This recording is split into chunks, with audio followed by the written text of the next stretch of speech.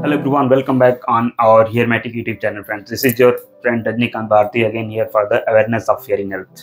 दोस्तों आजकल शोरगुल, तेज आवाज सुनना एक समस्या का कारण हो जाता है। तो इसी सिलसिले में हियरिंग लॉस से रिलेटेड एक ये छोटा सा वीडियो है जिसमें हम आपसे बात करेंगे नॉइज इंड्यूस्ड हियरिंग लॉस के बारे में।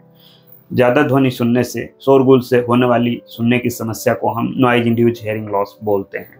ये एक बार अगर आपके कानों में परमानेंटली हियरिंग लॉस हो जाता है तो इसको रिकवर नहीं किया जा सकता। इसीलिए इस सिलसिले में आपको हमेशा केयरफुल रहना चाहिए। अगर आपके कार्य ज़्यादा शोरगुल वाले स्थान पे होता है या इस प्रकार की चीज़ें जहां आपको हार्म कर सकती है तो ज़्यादा केयरफुल रहना ही आपके लिए सही रहेगा। बचाव ही सबसे बड़ा उपचार होता है।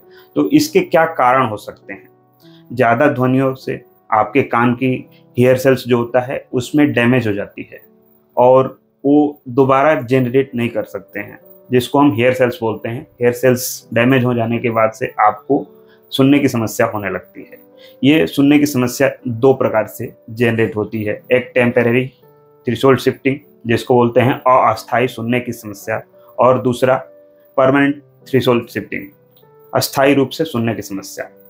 टेम्परेरी थ्रेशोल्ड शिफ्टिंग एक ऐसी समस्या होती है जब आप बहुत ज़्यादा तेज शोरगुल के स्थान पर रहते हैं या जोर जोर से आवाज़ सुनते हैं। इससे आपकी हियरिंग सेल्स, जो हेयर सेल्स कान में होता है, वो डैमेज होते हैं। लेकिन इस प्रकार की समस्या कुछ घंटों में या कुछ दिनों में रिकवर होकर के फिर से सामान्य रूप से नॉर्मल सुनने लगते हैं। लेकिन ये अगर बार बार होता है, टेम्परेरी थ्रेशोल्ड शिफ्टिंग, बार बार शोरगुल समस्या आपके साथ होती है, तो इस प्रकार से आपको परमानेंट थ्रेशोल्ड शिफ्टिंग हो जाता है, जिसको अस्थायी रूप से सुनने की समस्या हो जाती है।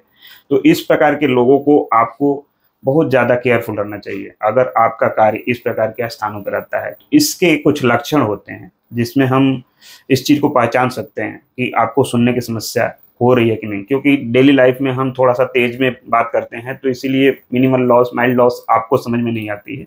लेकिन अगर कोई व्यक्ति या आप किसी से बार बार पूछ के बात करते हैं या कन्फ्यूजन होता है, शोरगुल वाले स्थान पर रहते हैं तो आपको समझने में समस्या होती है, तो ये आपको नॉइज इंड्यूस्ड हियरिंग लॉस या हियरिंग लॉस की इंडिकेशन हो सकती है। ये हियरिंग लॉस का सिम्टम्स हो सकता है। इस प्रकार के अगर लक्षण हो तो आपको तुरंत आपके कानों की जांच करानी चाहिए, जिससे आपकी सुनने की सेंसिटिविटी, आपकी सुनने की क्षमता कितनी है उसके बारे में जानकारी हो सके।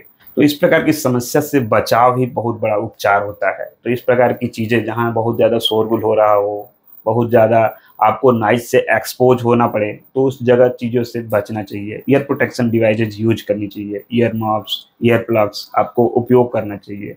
और अगर इस प्रकार की समस्या हो जाती है तो आपको time to time hearing care के लिए आपको आपके हियरिंग सेंसिटिविटी की जांच करानी चाहिए।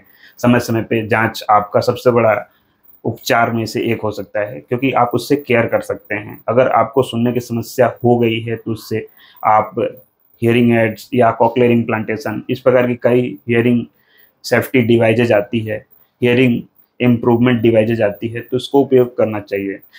इस प्रकार की समस्याओं से बचाव हो सकता है अगर समय रहते आप इस चीज़ों को पहचान लें। शोरगुल से आपकी होने वाली समस्याओं से बचाव किया जा सकता है अगर आप नॉइज जनरेटेड हियरिंग लॉस को जान ले। इसी सिलसिले में ये वीडियो अवेयरनेस के लिए है कि बहुत ज़्यादा शोरगुल से एक्सपोज करने से खुद को, बहुत ज़्यादा नॉइज, हेडफोन, इस प्रकार की किसी भी प्रकार से आपके कानों में बहुत ज़्यादा तेज, बहुत देर तक ध्वनि जाएगी तो इससे आपके कान में हेयर सेल्स डैमेज हो सकते हैं, जिससे आपको परमानेंट हियरिंग लॉस हो सकता है। तो ये अवेयरनेस से रिलेटेड वीडियो, इस वीडियो में इतना ही। मिलते हैं अगले किसी टॉपिक पे अगले वीडियो में। Thank you. जय हिंद, जय भारत।